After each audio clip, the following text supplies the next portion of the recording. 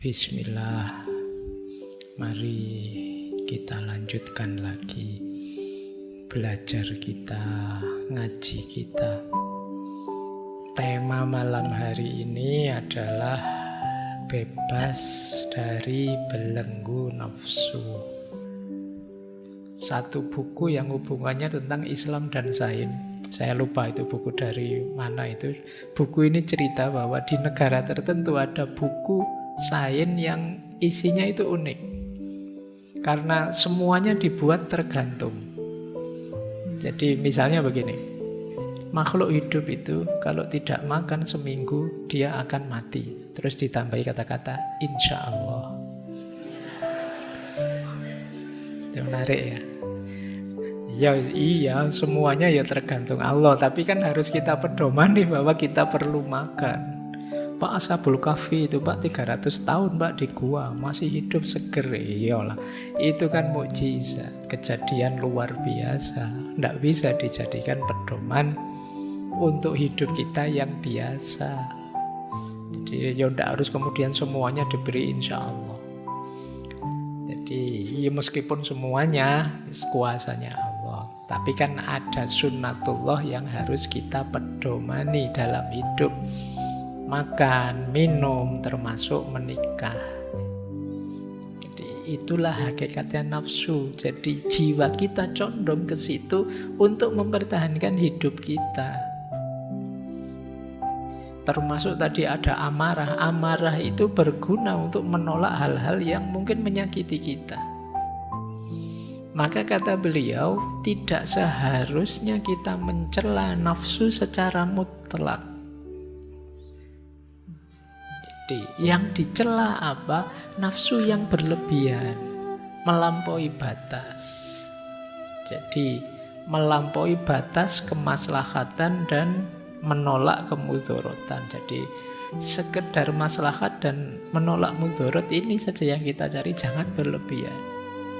Makan itu untuk bekal kita mencapai ideal yang lebih tinggi. Minum juga begitu, menikah juga begitu. Jangan finalnya hidup saya makan Pak misalnya ya. Eman-eman kita. Tujuan hidup kan tidak itu.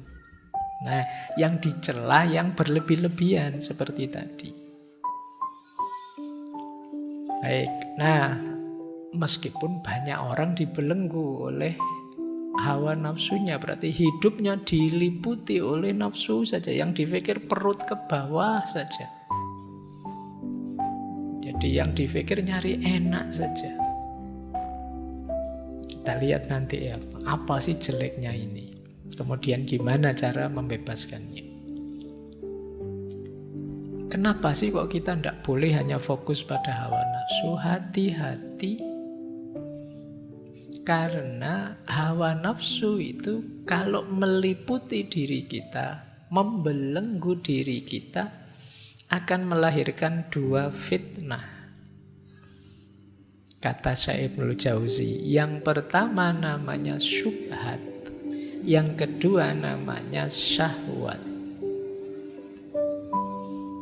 Syubhat itu hal yang tidak jelas, samar-samar, yang membuat kita ragu-ragu. Jadi ini godaannya nafsu sudah. Membuat kita bingung, membuat kita tidak mantap, membuat kita tidak yakin. Ini permainannya nafsu.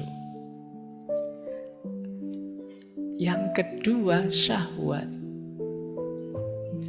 Syahwat itu dorongan insting atau fitrah yang membuat kita cenderung, yang kalau kita melenceng tidak terkendali, dia menghancurkan kita.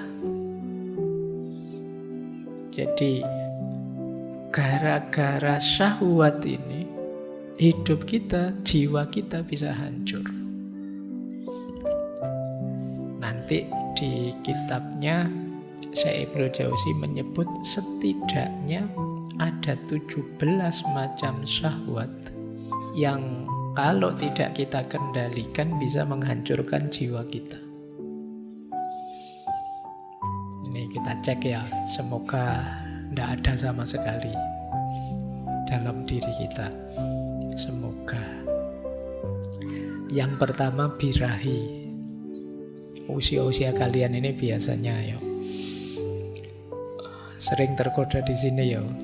Kawin merasa belum mampu, ndak kawin kok tiap hari dipameri gitu-gitu misalnya. Pikiranmu kan itu ya, salahmu dewe yang kamu buka itu terus. Ini bisa menghancurkan jiwa, kamu kepikiran tiap hari, pikiranmu penuh dengan gambar yang begitu-begitu misalnya, itu birahi namanya.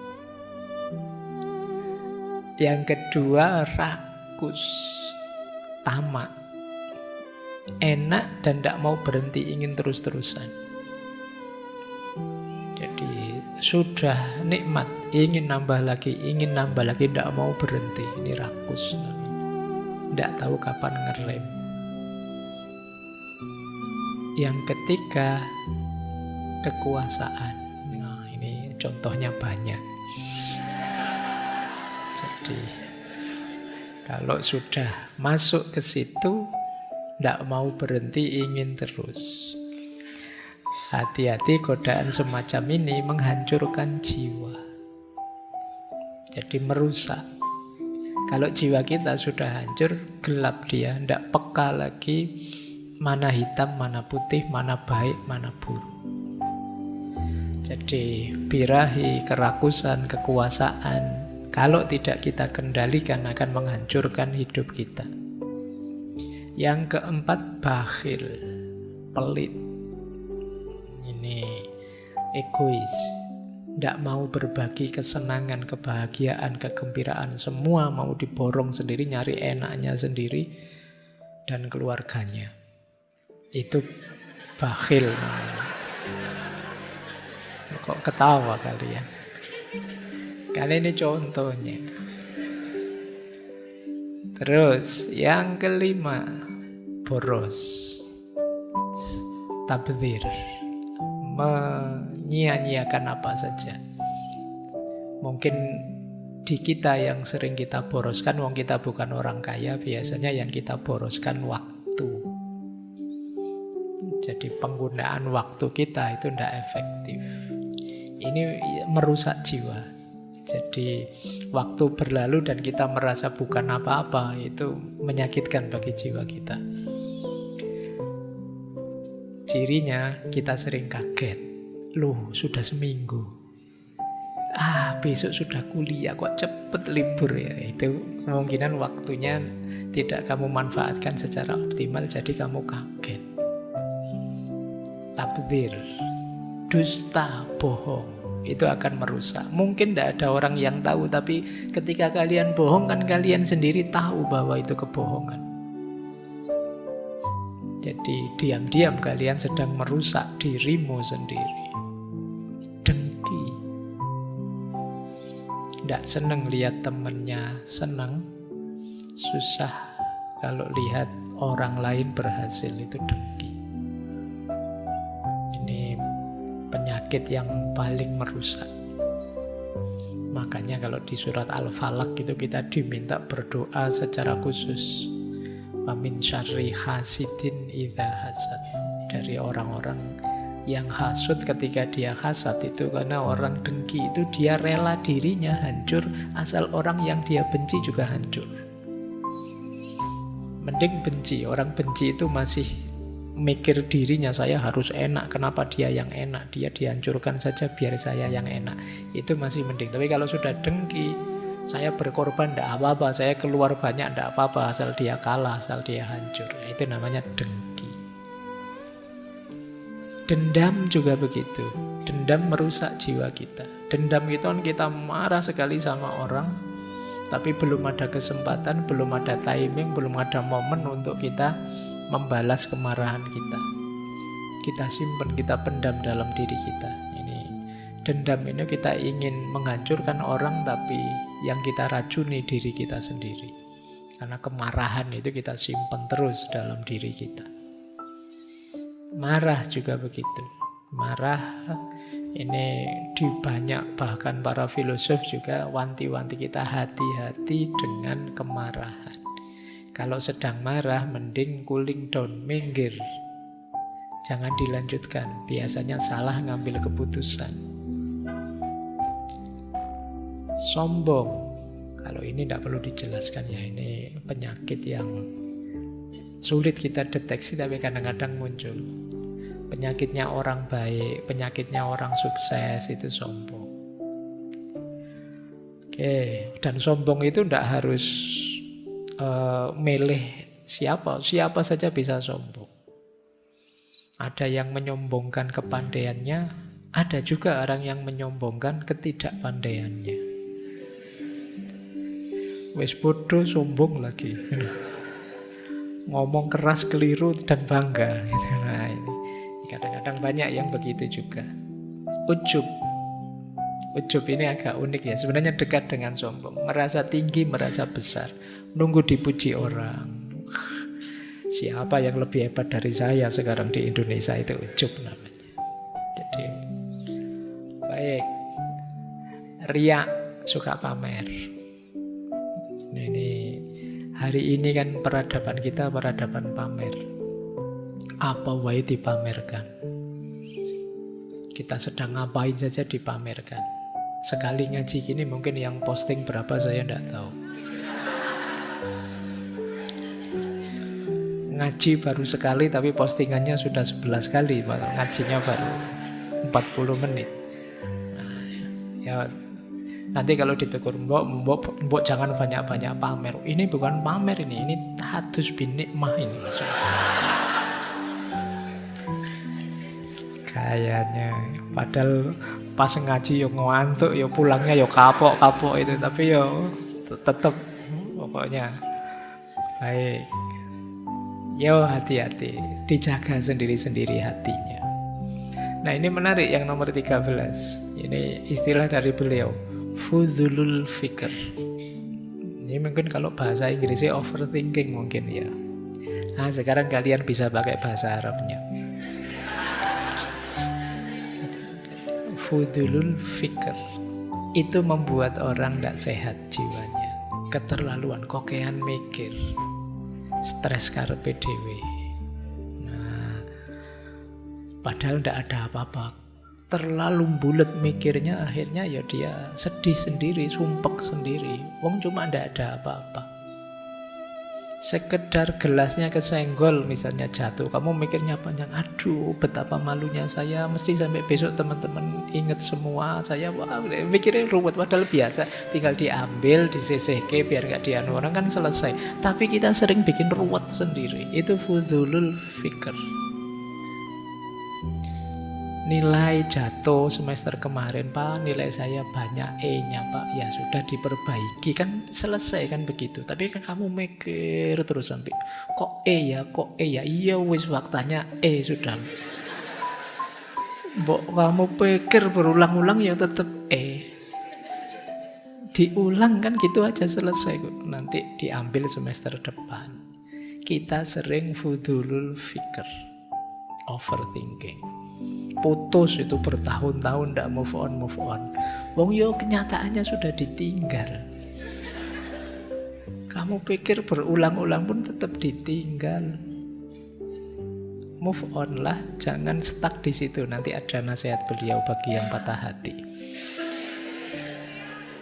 Ya, karena Dhammul Hawa arahnya ke situ nanti. Kalau waktunya nyampe.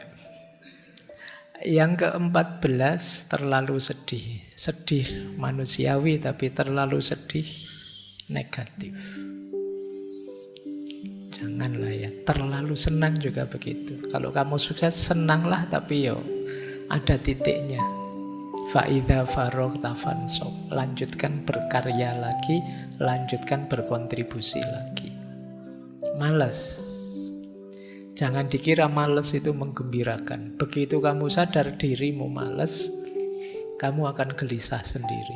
Begitu kamu kaget teman-temanmu kok maju semua, aku sendiri yang belum maju, kamu akan stres. Malas menghancurkan jiwamu. Dan pesimis, himmah daniyah.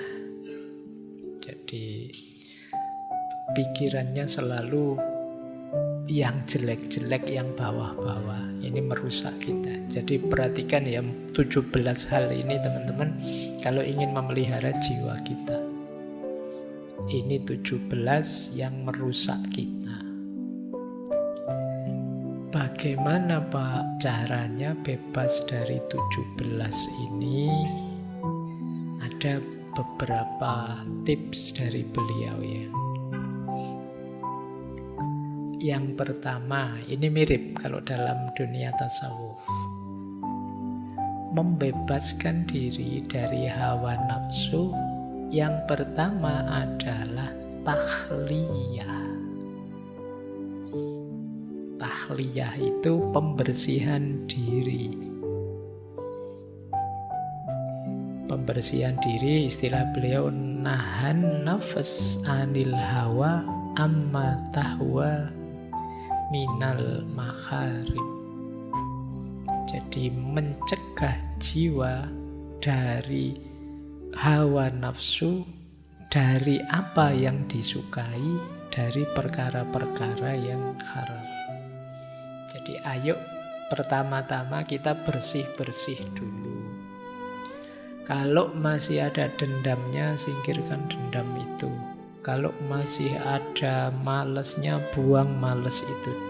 Ada sombongnya, buang dulu sombongnya. Ada ujubnya, buang dulu ujub itu. Ada riaknya, buang dulu. Ini namanya takhliyah. Jadi bersih-bersih dulu, jangan dicampur. Maksudnya tiba-tiba melakukan kebaikan, melakukan apa? Kalau dalamnya masih kacau, kebaikan yang teman-teman lakukan hanya akan jadi makanan hawa nafsu. Pak, saya akan tutupi kejelekan tadi dengan sedekah misalnya. Tapi kalau jiwa kita masih ujub, masih sombong, ya sedekah tadi hanya jadi kendaraan kesombongan kita. Pak, saya akan membantu orang lain. Nah, membantu orang itu kalau kita masih ada iri, dengki, mungkin bagian dari pelampiasan iri, dengki kita.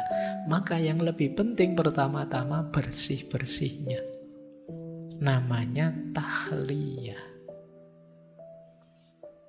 Ini rute pertama yang harus kita tempuh. Kalau teman-teman ada waktu muhasabah, coba cek ya, yang negatif dari kita apa, kita bersihkan. Kalau mikir sendiri tidak bisa, tanya teman. Aku itu jelekku apa ya? Meskipun ya luar biasa kalau ada orang tidak sadar jeleknya apa itu. Orang lain, wah kamu cerewet, wah kamu sombong sekali, kamu itu. Mungkin kalau ada teman dekat boleh tanya. Kalau teman juga susah, musuh. Kata Imam Ghazali, gunanya punya musuh itu antara lain bisa menunjukkan di mana kejelekanmu. Jadi kalau kamu punya musuh, coba kamu cek postingan-postingan musuhmu tentang dirimu. Itu biasanya lebih terus terang. Kalau teman mungkin ngomongnya masih basa-basi, masih ditutup-tutupi. Begitu musuhmu terang-terangan sudah bilangnya. Jadi bahagialah kalian yang masih punya haters. Karena dia yang akan menunjukkan jelekmu di mana saja. Tanpa kamu bayar, dia dengan ikhlas ngasih tahu jelekmu di mana. Dan ini untungnya di situ. Kita manfaatkan untuk takholli, bersih-bersih diri. Jangan-jangan saya memang begitu.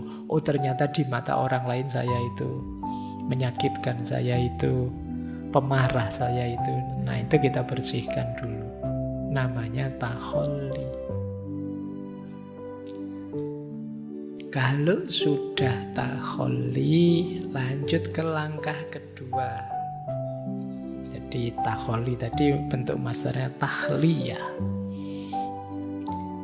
Bentuk kedua yaitu tahliyah. Kalau ini pakai kha. Kalau tadi takhliyah pakai kha. Kalau ini tahliyah pakai kha.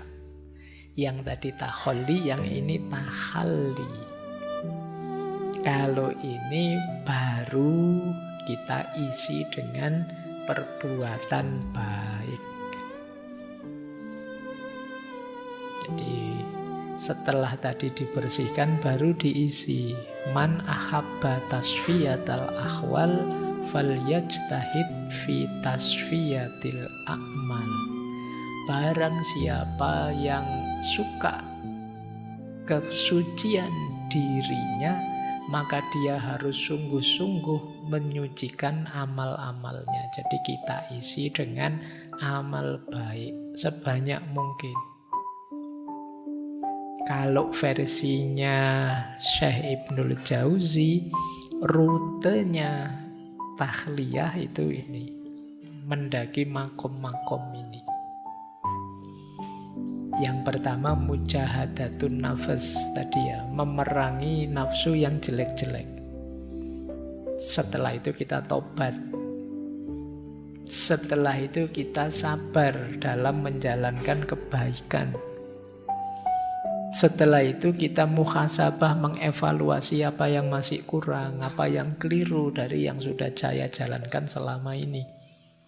Setelah itu tafakur, merenungi diri, merancang apa yang harus aku lakukan, apa yang jangan aku lakukan. Kemudian kita hiasi kebaikan itu dengan khauf, rasa takut pada Allah, sekaligus roja, harapan pada Allah. Puncaknya mahabbah. Ini saya jelaskan cepat ya, karena masing-masing nanti ada pembahasannya sendiri-sendiri. Tapi tidak malam hari ini, karena panjang kayak saya jelaskan satu-satu. Malam hari ini kita fokus melawan hawa nafsunya dulu. Kapan-kapan kita belajar. Taubat sudah pernah kita bahas, sabar sudah, muhasabah sudah, tafakur pada saatnya, khauf dan roja sudah, mahabbah sudah sering. Kalian cari satu-satu di temanya ngaji filsafat. Kalau saya jelaskan nanti ngulang.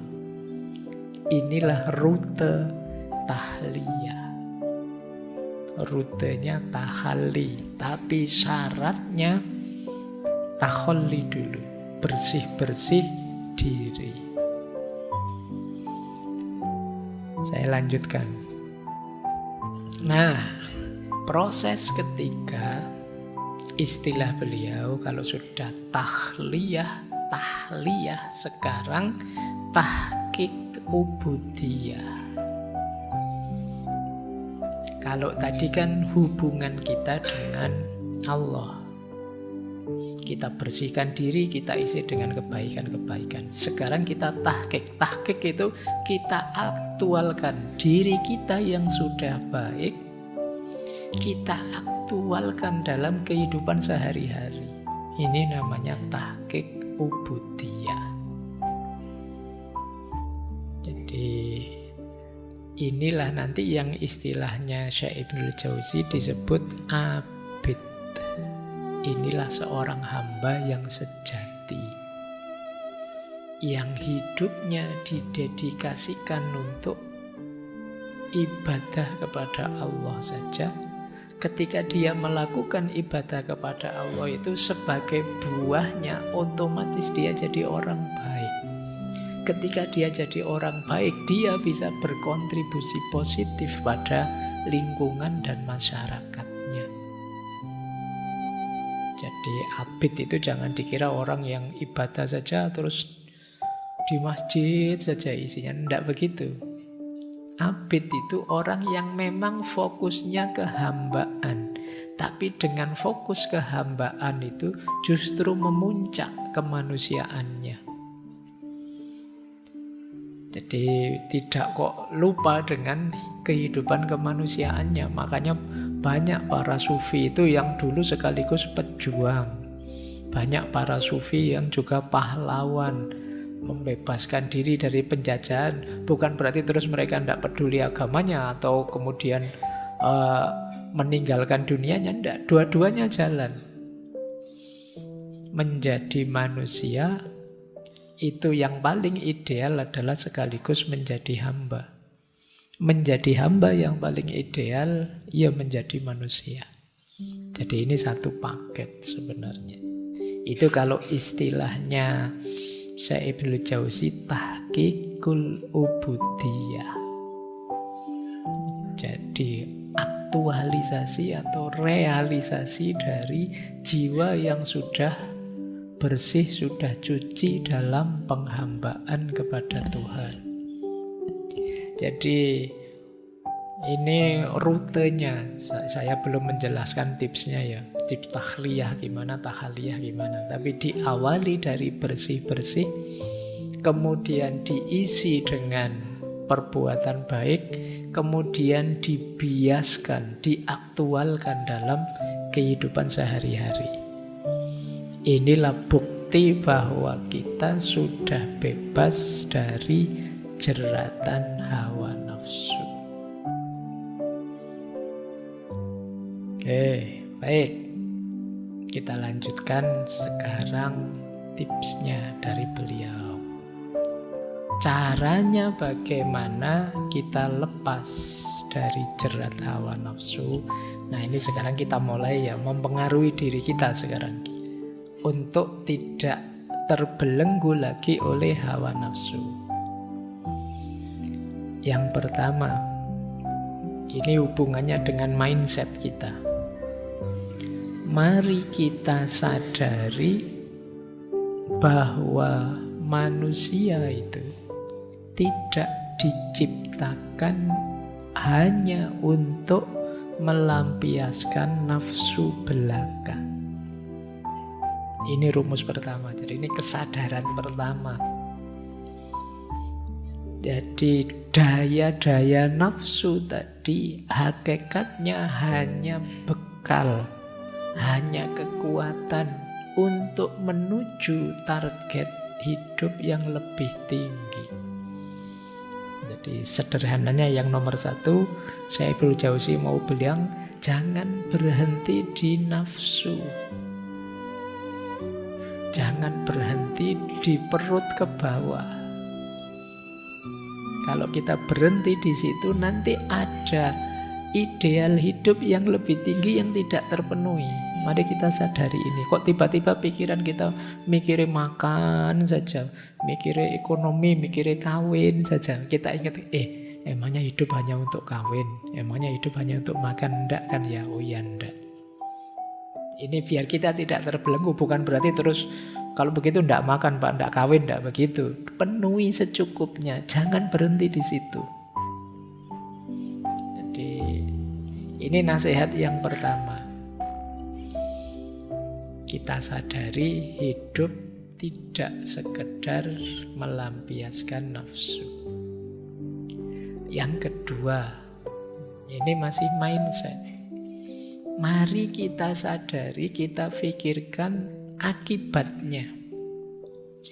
Kok kita merasa terbelenggu oleh nafsu? Entah nafsu apa saja. Emosi, dendam tadi loh, yang 17 tadi. Untuk biar tidak terbelenggu bebas, ayo kita pikirkan sekarang efeknya. Kalau saya sering bohong, efeknya apa ya? Mungkin tidak dipercaya orang. Kalau saya tidak dipercaya orang, sulit nanti saya dapat kerjaan. Kalau tidak dapat kerjaan, lebih mengenaskan hidupku. Ini namanya mikir efek. Kalau saya dendam terus sama orang, nanti saya tidak konsentrasi ini, tidak konsentrasi itu, mikir orang itu saja, padahal dia tidak mikir saya.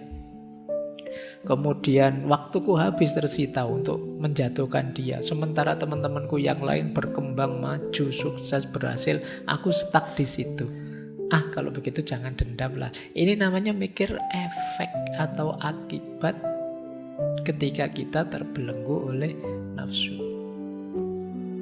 Jadi jangan tertipu oleh nikmatnya sekarang, tapi efeknya besok. Kalau kita terjebak di 17 tadi, apakah birahi, ketamaan, kekuasaan, dan lain sebagainya. Mikir besok, jangan hanya mikir sekarang. Nah, itu bisa mengendalikan kita dari penjara hawa nafsu. Nah, kemudian kalau tadi memikirkan ya, kalau ini membayangkan. Mirip sebenarnya, cuma membayangkan dampaknya. Kalau dampak itu jauh mungkin lebih luas. Mungkin sampai nanti, kalau nanti ditiru anak cucuku gimana, kalau nanti keluargaku tahu gimana. Kalau ini lebih luas, namanya dampak. Kalau teman-temanku semua tahu gimana. Wong kita ini semua saling terkait. Misalnya saya melakukan korupsi, terus anakku sekolah ditanya teman-temannya, bapakmu korupsi ya, itu betapa malunya dia. Nanti kemudian teman kuliahku dulu menyapa, ini temanku dulu loh, tapi kok sekarang koruptor ya, temennya juga ikut malu. Ini namanya mikir luas, mikir dampak. Jadi tidak sekedar kenikmatan, kesenangan hari ini. Ini salah satu cara untuk kita membebaskan diri dari jerat hawa nafsu. Kemudian membayangkan komentarnya orang. Itu kan apalagi hari ini, wow, kamu bisa dikeroyok netizen se-Indonesia. Kalau ketahuan kamu negatif, kamu jelek. Iya ya, nanti kalau semua orang ngomong jelek apa saya kuat ya? Kalau terbongkar ternyata saya curang, saya bohong, kuat enggak ya saya dikomentari orang kemana-mana, dilirik orang, disinisi orang. Ini membuat kita enggak bisa terkendali dari jeratan hawa nafsu. Jadi membayangkan penilaian komentarnya orang. Kemudian yang nomor 5, menyadari bahwa nafsu itu sebenarnya kurang bernilai. Nah, kalau ini perlu ilmu kalau yang ini ya. Nah, makanya penting terus kita belajar. Karena kadang-kadang dorongan jiwa yang negatif tadi, yang 17 tadi itu tidak kita sadari. Tapi begitu kita sadar, oh iya ya, ternyata kayak gini, ini namanya pamer, namanya riya. Nggak penting sih sebenarnya, ngapain aku capek-capek ini. Nah, wong yo, teman-teman yang sudah suka padaku nggak terlalu butuh pamerku. Yang nggak suka padaku saya pameri apapun dia tetap nggak suka. Jadi ngapain sih aku capek-capek kayak gini. Nah ini namanya mikir. Jadi sadar bahwa ini kurang bernilai. Semua hal yang negatif ini mesti kurang bernilai. Nah ini coba ya kita balik mindset kita. Kemudian mari kita pikirkan juga betapa hebatnya orang yang menang melawan hawa nafsu, betapa hinanya orang yang kalah oleh nafsunya. Jadi kita kan bangga misalnya sapa wis yang menang melawan hawa. Nabi Yusuf. Nabi Yusuf itu sudah diundang ke kamar, yujane yo pingin. Walakot hammat bihi wa hamma biha. Sama-sama punya punya keinginan. Laula an ro'a burhana rabbi. Tapi dia sadar tidak boleh ini. Masih ingat peringatannya Tuhan, jadi sukses, tidak tergoda. Meskipun ketika mau balik lari keluar terus ditarik bajunya sehingga robek di belakang. Saya tidak bayangkan kalau kasusnya kalian mengalami momen begitu. Itu bisa kejadian beneran, malah mbok video mungkin ya. Yo Nabi Yusuf selamat, dan kita kagum melihat yang seperti itu. Orang yang mampu menaklukkan hawa nafsunya itu mengagumkan.